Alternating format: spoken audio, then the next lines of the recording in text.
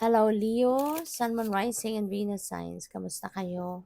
Sana po nasa mabuti kayong kalagayan. Welcome back po sa Star Tarot. At kung bago kayo rito, welcome din po kayo. Please subscribe, like, share my videos, and leave me a comment po kung nakaresonate kayo. Thank you. So, first card ninyo, retirement, Leo. Ang iba sa inyo, magra-retire na. 'Di ba? Baka nandito na kayo sa puntong it's about time na para yung sarili mo naman ang asikasuhin mo. It's about time na nai-enjoy mo naman, 'di ba? Yung ano pa, yung mga taon na medyo mai-enjoy mo pa yung iba't ibang mga bagay na gusto mong gawin nung mga bagets ka pa, yung gano'n, 'di ba? Kasi if you are going to retire na medyo mataas na masyado yung edad, so maaaring hindi ka na rin makakapag-travel, yung mga gano'n ba? Kasi iba na yung magiging ano mo, iba na yung magiging pakiramdam mo, iba na yung magiging gusto mo. So ngayon, maaring feeling ko dito, this is early retirement for some of you. And maybe ngayon, you're just enjoying your retirement days and enjoying your money, retirement money. Or baka nga, ang iba sa inyo, baka hindi pa nakukuha yung retirement money. No? So, pwedeng ganun. We have healthcare change.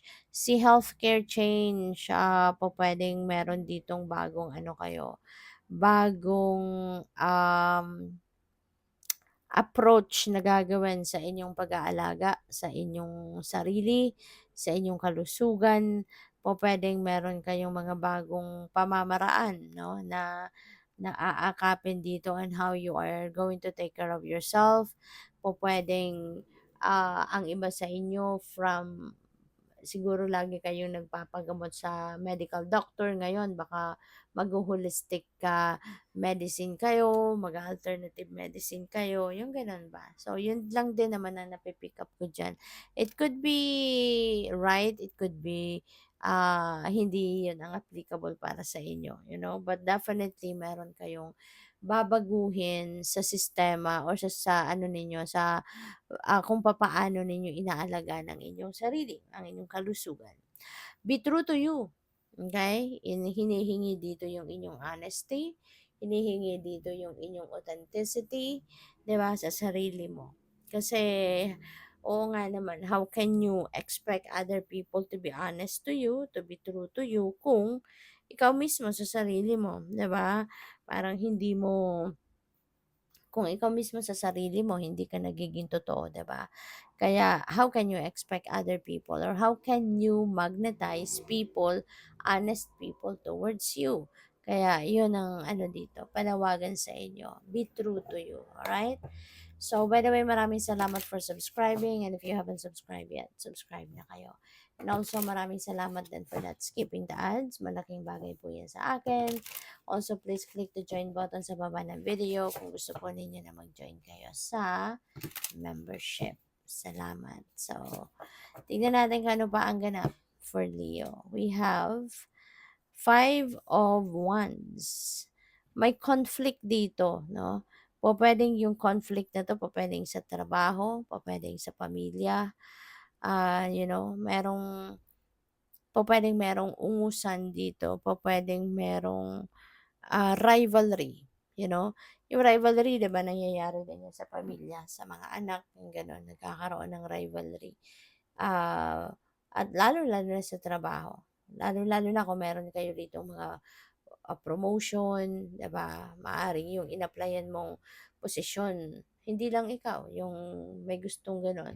Hindi lang ikaw yung gustong umangat, hindi lang ikaw yung gustong makakuha ng panibagong posisyon na mas mataas, 'di ba? So, pupuwedeng 'yun ang nandodoon umiikot yung competition sa trabaho, pupuwedeng gano'n ang ganap. But rest assured na kung ano naman ang para sa'yo, 'yun ang ibibigay sa'yo. If this if this position is for you talaga, talagang mapapasa inyo 'yan. Pero kung hindi man mapunta sa'yo, then 'wag kang magalit, 'wag kang magtampo sa universe, 'di ba? Kasi ibig sabihin hindi 'yan ang best para sa'yo, 'di ba? Gano'n lang 'yun. So we have the Eight of Swords in reverse. So this is the end of depression. This is the end of sama ng loob, gano'n. So this could be related to this ano, sa five of wands na 'yan. Baka kasi nagkaroon kayo dito ng sama ng loob sa kung kanino man. Maaaring nagkaroon kayo ng galit sa kung kanino man. Dito siguro sa mga ka-ano ninyo, ka-rivalry ninyo 'no. Maaaring nagkaroon kayo diyan ng tampo, something like that. Pero ngayon, that will be healed. Yung situation mo with them, with these people will be healed. At magiging maayos na din ang lahat. Makakabawi ka na sa lungkot, sa inis, sa buwisit, 'di ba? And you will be able to ano na, to find the solution to this. At yun nga, magiging mas masaya ka na.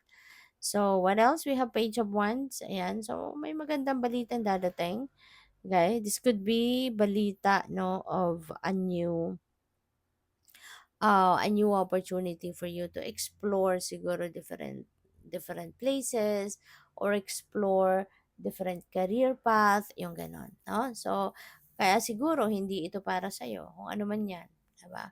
Hindi yan para sa'yo kasi nga, merong bagong dadating, merong bagong i-o-offer sa'yo ang universe. Now, there is something new na pwede ninyong i-explore. 'Di ba?